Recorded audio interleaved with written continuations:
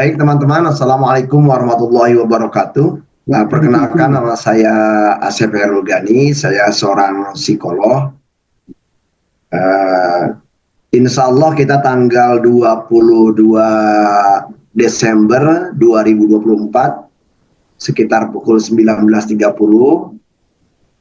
insya Allah lah sampai jam 21.00 waktu Indonesia Barat kita akan berbincang-bincang tentang tema pemaafan. Nah, teman-teman, jadi tadi ada pertanyaan dari Pak Bang Gusrip, ya. Yang pertama mungkin gini, pertanyaannya adalah pemaafan itu gampang atau enggak gitu ya. Kalau menurut saya pemaafan itu sulit. Kenapa pemaafan itu sulit? Dari kajian-kajian di psikologi, pemaafan itu kalimat abstrak, jadi kata abstrak. Beda dengan misalnya mencuci gitu ya, mencuci itu relatif lebih konkret gitu. Orang tahu melakukan kegiatan mencuci itu kayak gimana. Misalnya cuci mobil, gampang. Orang tahu, dari anak-anak kecil aja tahu orang nyuci mobil kayak gimana. Atau misalnya ngambil gelas, gampang, minum gitu ya. Nah, tetapi pemaafan itu kata abstrak, jadi orang nggak pernah lihat bentuknya kayak gimana pemaafan itu. Nah, jadi pemaafan itu banyak, sahabat-sahabat sekalian, saya memandu terapi kelompok pemaafan itu sejak tahun 2010. Jadi mungkin kalau kita bicara kelas itu lebih, jadi 2010 sekarang 2024 ya, hampir 14 tahun. Setiap tahun itu kita ada minimal 30 komunitas, berarti 30 kali 14 ya, berarti 420 komunitas. Minimal pesertanya 30 ya, bisa dibayangin tuh 420 kali 30. Nah, berarti kan udah lebih dari 15 ribuan lah kurang lebih. Nah, itu yang paling menarik dari tema-tema pemaafan itu pertanyaan-pertanyaan para peserta sebenarnya. Saya sudah memaafkan, tapi tapinya malah banyak. Saya sudah memaafkan tapi masih mangkel, saya sudah memaafkan tapi masih kesel. Saya sudah memaafkan tapi masih nyut rasanya di dada saya. Nah, jadi ini menunjukkan bahwa memang pemaafan itu sendiri barangkali Gusrip ya, kalau kita cermati ini kurang diajarkan, kurang ditaklimkan, kurang mendapatkan bimbingan, kurang mendapatkan latihan.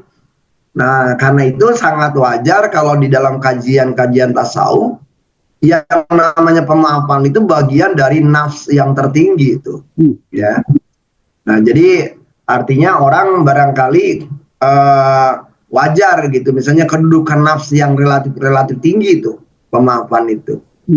Karena di dalam pemaafan itu sulit orang memaafkan kalau masih ada marah, ada kecewa, ada dendam. Nah, jadi sulitnya pemaafan adalah pemaafan kata abstrak. Yang kedua, pemaafan nggak pernah kelihatan bentuknya kayak gimana. Gimana sih caranya orang melakukan pemaafan? Apa sih upaya proses melakukan pemaafan? Nah, jadi pertanyaannya yang sering kali terjadi di masyarakat kita cuman kalimat, Bagus Rip, maafin. Udah maafin deh tuh kakak lo, maafin deh abang lo. Tapi cara memaafkannya tuh kayak gimana? Nggak ada kaifiahnya tuh Gus Rip. Nggak ada kaifiahnya, jadi nggak ada how to-nya. Nah, karena itu banyak orang yang mengklaim dirinya sudah memaafkan tetapi belum memaafkan. Nah, jadi mungkin nanti tanggal 22 Desember itu kita akan membicarakan itu. Apa sih sebenarnya pemaafan itu? Apa indikator-indikator dari pemaafan itu? Nah, apa kaitannya pemaafan nantinya? Nah, barangkali nanti kita perlu membedakan pemaafan dengan yang bukan pemaafan. Nah, yang dinyatakan di Indonesia sebagai pemaafan itu kebanyakan bukanlah pemaafan. Misalnya pemaafan dengan pengampunan apa sama? Pemaafan dengan melupakan apakah sama? Pemaafan misalnya dengan pembiaran apakah sama? Pemaafan dengan pembebasan apakah sama? Pemaafan dengan apa namanya balas dendam apakah sama?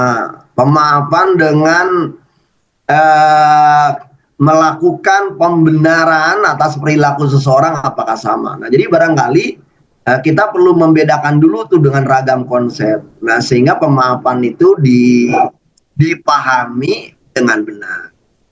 Nah, jadi tarif pemaafan itu sendiri kalau di dalam definisi psikologi ya, itu sama dengan tarif ihsan ya. Ihsan kalau misalnya di dalam ajaran Islam itu. Jadi forgiveness itu kalau di dalam tema-tema psikologi itu mungkin tarifnya itu sama dengan ihsan. Jadi misalnya kalau kita dizalimi seseorang, Anda bisa membalas. Adil itu membalas yang setimpal. Nah, akan lebih baik kalau kamu adalah memaafkan. Lebih baik lagi kamu bagi orang-orang yang bisa melakukan perilaku yang baik terhadap orang yang menzolimi. Nah, jadi kalau di dalam tanbih itu kan ada keranggeyan mutiara, ulah ewa ka ulama nusa zaman, ulahnya nyalahkan pengajaran batur, ulah mariksa murid batur, kudu asih kajalma numi kangewa kamane. Nah itu kudu asih kajalma nih kami kangewa kamane itu tarif pemaafannya psikologi tuh, Bu Sri. Itu dia yang mau ditanyakan tuh, penting sekali kaitannya tuh ternyata. Iya, jadi nanti jangan sekarang lah. Jadi nanti itu kita akan diskusikan. Nah, jadi otomatis berarti pemaafan tuh saya sih mengatakan sulit gitu karena berarti orang perlu berlatih banyak hal dulu. Nah, berlatih kalau misalnya pakai teori-teori psikologi yang lain ya, berlatih untuk mana hal yang perlu diperhatikan, mana hal yang perlu diabaikan, melatih untuk memilah dan memilih, melatih mana yang barangkali perlu difokuskan, mana yang enggak. Jadi kalau misalnya saja orang nggak bisa memilah dan memilih, repot juga. Nah, jadi keterampilan memilah dan memilih itu menjadi penting. Mana yang baik bagi diri saya, mana yang enggak. Apakah saya perlu menahan marah terus-menerus atau lebih baik saya lepas aja nih marah saya. Nah, artinya ada ragam-ragam pertimbangan. Jadi pemaafan itu sendiri adalah perilaku rasional, Gus. Perilaku rasional artinya orang nggak akan sangat sulit memaafkan kalau bagi dia sendiri nggak logik gitu. Jadi harus dimengerti dulu.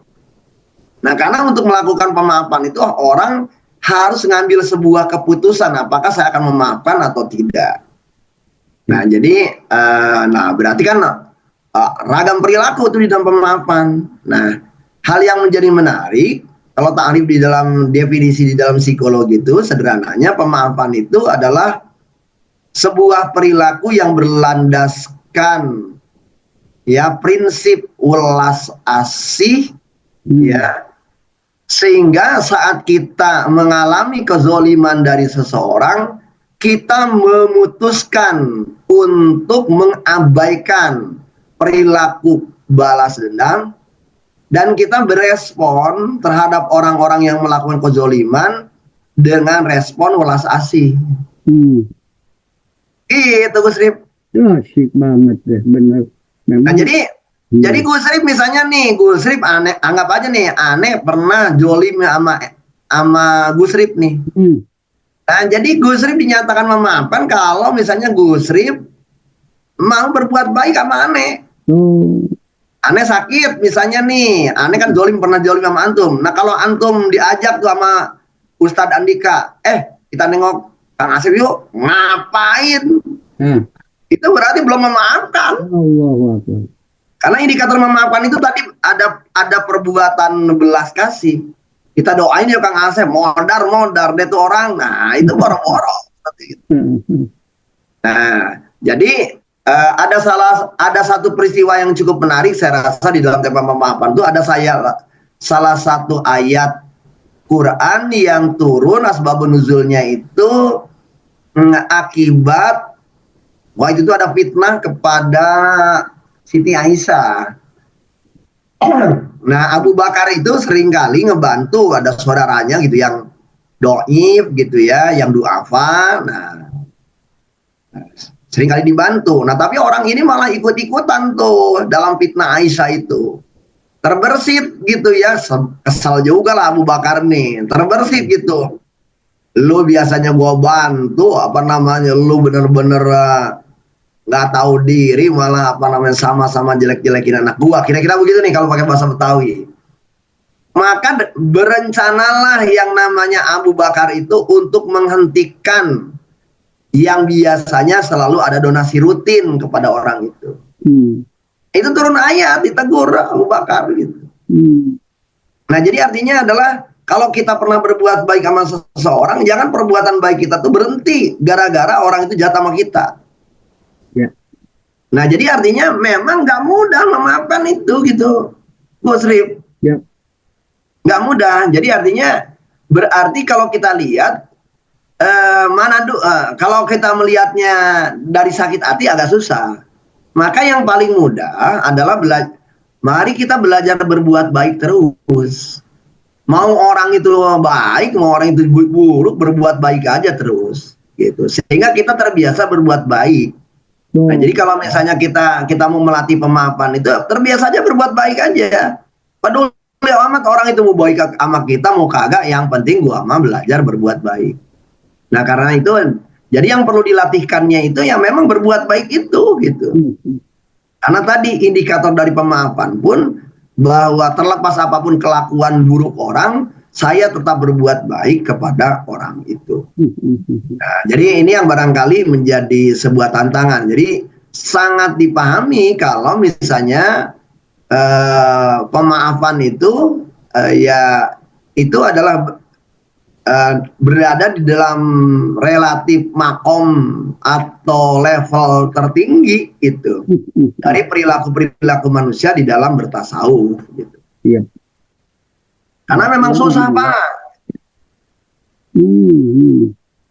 Jadi memang gitu ya, how to-nya yang penting ini nanti kita akan bicarakan. Ini nambah seru ini nanti nih tanggal 22 Desember. Wah iya, jadi ini ya kita masih icip-icipnya gitu aja dulu. Icip-icip Nah, dulu. jadi nanti kita tanggal 22 Desember tuh Gus Rip, yang akan kita diskusikan tuh ya selain apa itu pemaafan. Iya. Ya, apa bedanya pemaafan dengan bukan pemaafan? Apa bedanya pemaafan dengan perdamaian? Apa bedanya pemaafan dengan katakan saja membiarkan waktu berlalu? Apa bedanya pemaafan dengan move on? Nah, yang kayak gitulah. Jadi nanti kita coba. Dan nantinya juga berarti, nah kalau kita kadung udah sakit hati, ya, nah itu kita harus ngapain? Jadi nanti barangkali kita akan membicarakan tentang tema-tema itu, walaupun barangkali kalau secara terapi ya itu perlu 8 jam lah Pak, karena juga ada banyak latihan-latihan yang perlu dilakukan. Nah, tetapi ini paling tidak lah 2 jam ini secara wawasan kita jadi mengerti lah apa sih pemaafan itu. Kita buat pelatihan. Nah, kenapa pemaafan itu sulit? Nah, barangkali bagi orang tua yang perlu berlatih itu gimana caranya orang tua sendiri jadi model pemaafan bagi anak. Nah, aneh nih Gus Rip nih karena suka baca karya-karya sastra ya. Nyari tuh buku dongeng anak-anak dari ya buku dongeng-dongeng Nusantara lah. Itu terbitan Balai Pustaka. Sulit nyari tema-tema cerita tentang pemaafan. Sulit. Yang paling banyak tuh tema-tema balas dendam. Apalagi kalau kita baca misalnya Babat Tanah Jawa. Waduh, isinya adalah balas dendam, balas dendam, balas dendam, balas dendam. Nah, jadi Gus Rip, kisah-kisah tentang pemaafan itu hanya ada setiap bulan Rajab, Ruah, Ramadan di televisi iklan Marjan, itu aja tuh. Betul, Iklan betul. Marjan gitu. Itu aja cerita-ceritanya jadi diubah walaupun cerita tadinya cerita aslinya balas dendam, tapi diubah menjadi cerita-cerita pemaafan. Betul. Nah, jadi boleh dikatakan udah pemaafan itu abstrak, cerita-cerita tentang pemaafan tuh nyaris sedikit. Nah, Hmm. apalagi kalau kita mau belajar dari presiden-presiden kita, Pak. Waduh. Ya, Bung Karno ditelikung sama Pak Harto. Hmm. Pak Harto jatuh. Hmm. Habibie kemudian nggak bertegur sapa sama Soeharto. Soeharto juga nggak mau lagi dikunjungi Habibie. Hmm. Nah, kemudian Gus Dur dijatuhkan oleh Amin Rais. Wah, Hmm. ya. Hmm. Jadi kalau kita ngamatin, Megawati kemudian nggak mau lagi ya sapaan nama SBY. Nah, jadi kalau kita mengamati dari sayangnya tokoh-tokoh kita, ya presiden-presiden kita ternyata juga sulit nyari orang yang pemaaf itu, Pak. Masya Allah. Ih, Nah, jadi boleh dikatakan, nah apalagi media sosial. Waduh, media sosial tuh kalau udah bicara dendam, hmm. ngeritik orang, belejetin orang kan habis-habisan, Pak. Gitu. Ya, dari Nah, jadi artinya adalah tantangan di dalam tema pemaafan itu adalah apakah pikiran saya terhadap orang yang pernah zolim sama saya, emosi saya yang terhadap orang yang pernah zolim sama saya, rencana tindakan-tindakan saya terhadap orang yang pernah zolim sama saya, itu dilandasi oleh prinsip-prinsip belas kasih atau welas asih. Itu aja indikator paling gampang. siapa? Nah, jadi paling gampangnya gini deh, hari, nah karena itu Bang Gusrip nih, Hmm. itu kalau di dalam tradisi Naksabandia, tradisi tarikat Naksabandia ya, ini bukan Qadiriyah Naksabandia, ini Naksabandia murni. Itu Hmm. ada tradisi gini, Gus. Hmm. Jadi misalnya pada sholat itu kita itu perlu ya zikir hobi lah ya. Nah, saat zikir hobi itu kita membayangkan, misalnya Gus Rip ini melakukan zikir pada subuh. Yap. Nah, jadi pada waktu pada waktu hobi itu, Gus Rip membayangkan orang-orang yang baik, yang barangkali pengalaman sebelum tidur ya, pengalaman sebelum tidur itu Gus Rip misalnya ketemu orang. Nah, ada orang yang baik, ada orang yang buruk bisa jadi. Hmm. Makanya dipanggil tuh di dalam ingatan kita tuh orang-orang yang baik. Oh, misalnya nih Hmm. ketemu Ustadz Andika, ketemu Pak Wafi, ketemu Hmm. apa. Hmm. Lalu kita mengatakan tuh, ya Allah, alhamdulillah aku bertemu orang-orang baik ini sehingga banyak wawasan, banyak pengetahuan. Jadi disyukuri dulu tuh. Nah, Hmm. kemudian setelah itu bayangkan orang-orang yang jelek. Duh, gue ketemu ACP Rogan itu sengak banget tuh orang sama gue. Ya Hmm. Allah, ada sakit hati di dalam diriku, tetapi ya Allah, mampukanlah aku untuk melepaskan rasa sakit hati ini. Masya Allah. Nah, kemudian, ya Allah, si ACP Rugani didatangkan kepada aku tuh bisa jadi adalah dia membawa iktibar bagiku. Tetapi saat ini dengan kelakuan itu aku nggak paham. Apa tujuan terbaik dari perilaku si Asep? Ya Allah, berikanlah ilham kepadaku. Nah, setelah itu doakan orang itu. Ya Hmm. Allah, dia adalah juga bagian dari ayat-ayatmu. Hmm. Berikanlah kebaikan kepada dia, berikanlah kenyamanan pada dia, berikanlah kebahagiaan pada dia. Di dalam tradisi Naksabandia ada begitu, Pak. Wah, cakep, cakep. Nah, dan itu dilakukannya adalah setiap pada sholat. Jadi berarti dalam satu hari berarti 5 kali. Nah, itu juga berarti sejalan itu dengan sebuah hadis. Baginda Rasul pernah bertanya kepada para sahabat, wahai sahabat, tahukah kalian siapakah Abu Domdom? Hmm. Sahabat nih, tengok kiri tengok kanan. Kayaknya nggak ada nama Abu Domdom di sini. Memang Hmm. tidak ada, kata baginda Rasul. Abu Domdom adalah nenek moyang kalian yang menjelang fajar, dia bermunajat kepada Allah. Wahai Allah, aku telah memaafkan orang-orang yang kemarin, di hari kemarin, menjatuhkan harga diriku, merendahkan martabat diriku. Nah, Hmm. jadi kalau kita belajar dari sini, itu mereka setiap malam gitu berarti. Masya Allah. Jadi Jadi riadoh pemaafan itu bukan setahun sekali kayak kita nih. Iya, Every day harusnya. mau puasa minta maaf ya. Iya, keliru itu. Justru kalau misalnya kita mau belajar memaafkan benar tuh sesuai dengan sejumlah hadis, iya setiap hari. Nah, kalau tradisi Naksabandia, dia ngambil apa namanya dari sebuah hadis. Apabila engkau mandi gitu 5 kali, kalau kalian punya sumur dan engkau mandi 5 kali dalam satu hari, apa yang akan terjadi pada engkau? Kata sahabat, kami akan bersih. Ya, demikian pula itu kalau engkau sholat ya di dalam satu hari ya 5 kali. Nah, tradisi Naksabandia itu diambil termasuk dalam rangka terapi pemaafan. Nah, gitu Gus. Nah, jadi kalau misalnya, nah berarti kalau misalnya bagi kita nih pengamal tasawuf ya, sederhana saja. Ya mari kita berarti antara mensyukuri orang-orang dalam perjumpaan kita di hari kemarin, dan kita doakan tuh orang-orang yang kita syukuri. Dan ada orang-orang yang barangkali dalam dugaan kita zolim, ya kita tetap melihat apa itibar Allah dari ada orang zolim itu datang kepada kita. Apa yang dimunculkan potensi-potensi terbaik kita. Setelah itu doakan orang itu. Jadi mendoakan orang untuk kebaikan itu adalah latihan kesungguhan kita untuk berbuat baik. Jadi jangan dulu ngasih duit segala macam gitulah, itu mah susah. Mau nggak kita ngedoain orang-orang itu dengan doa-doa terbaik? Itu barangkali Gus. Asik. Mantap banget Gus.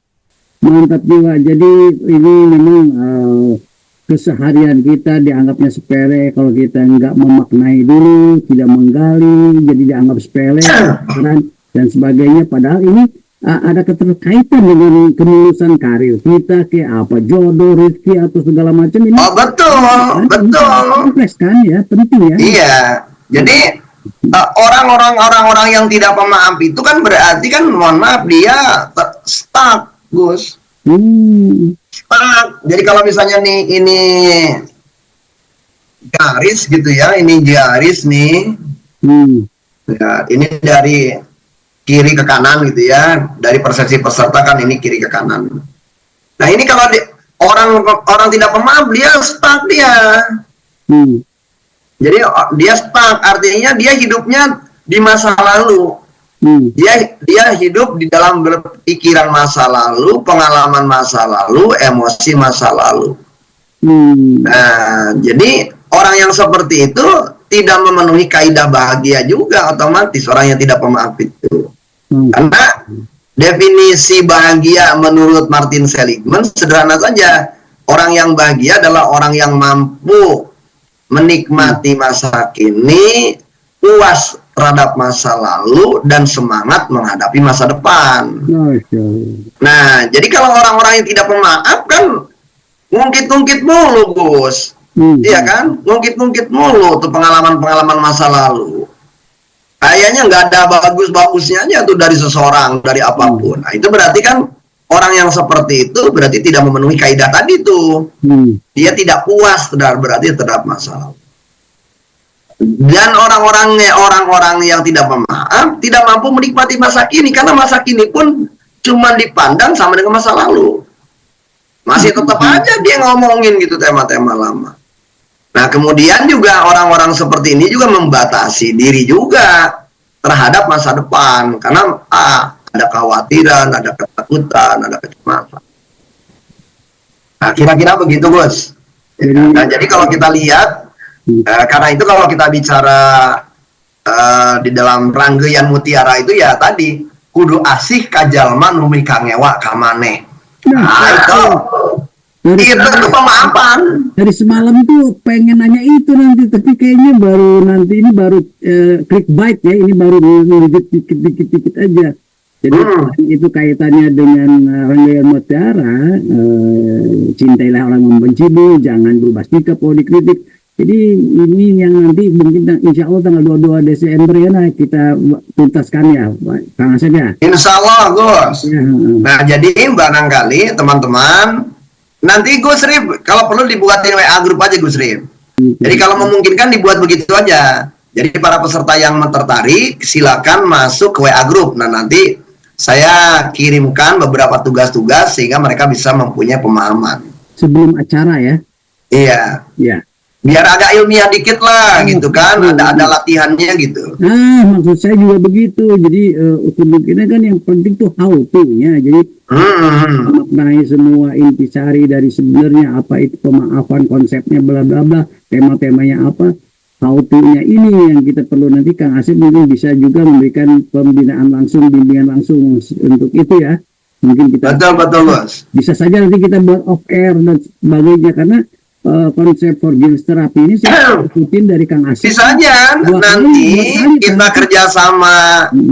Antum nih jadi pengurus LDTKN Jakarta sekarang ini. Udah pensiun tahun ini udah selesai. Udah nggak ikutan lagi? Nggak ikutan, jadi kita di fungsionarisnya aja deh, nggak di organisasi. Oke. Nah, nggak apa-apa, kita kalau perlu nanti Ramadan itu kita bikin kegiatan aja itu di TKN Center itu. Iya, bisa ya, segala macam. Ya, jadi misalnya dari pagi lah sampai dari jam 8 gitu ya sampai buka puasa lah. Mari kita bedah tentang tema pemaafan sekaligus latihan-latihannya. Good idea. Iya. Oke, ini clickbait aja nih biar supaya orang seru, ini seru pastinya. Jadi ini hanya mukadimah awalan saja, clickbait, cubit-cubit dikit deh, icip-icip ya. Moga-moga Anda juga banyak sekali terkait. Ini penting buat semua, ini umum publik kok, ini penting sekali ya. Menyelesaikan semua urusan, apalagi di tahun 2024 di penghujungnya. Semoga di Januari kita bisa dapat inspirasi lebih baik lagi dari apa yang nanti ada pencerahan dari Kang Asep Khairul Ghani ya. Dahsyat ini master, trainer dan bla bla bla. Panjang nanti deh ceritanya. Yang penting saya sedikit mengutip saja dari salah satu juga tokoh terkemuka, yaitu udah tidak asing lagi, Stephen Hayes ya. Stephen Hayes yang akan saja ahli psikologi juga ya. Stephen Hayes itu juga pernah juga menginformasikan bahwasanya mereka orang yang tidak pemaaf itu sama saja dia seperti mengambil sabetan kurit raksasa. Saat Anda tidak memaafkan, Anda akan merasakan sabetan kulit raksasa. Kurang lebih kayak gitu ya. Oke, betul. Oke, itu aja, Ustaz. Makasih. Baik, terima kasih Gus Rif. Terima kasih. Sahabat-sahabat sekalian, terima kasih. Ini hanyalah icip-icip. Relatif lengkapnya silakan hadir di hari Ahad 22 Desember ya, tepat Hari Perempuan Indonesia. Betul. Ya, jadi Hari Perempuan Indonesia di tanggal 22 Desember 2024 19.30 insya Allah sampai jam 21 WIB. Selesai kita jam 2 malam Ustaz. Ya, bisa aja, sangat tergantung nanti pertanyaan-pertanyaan.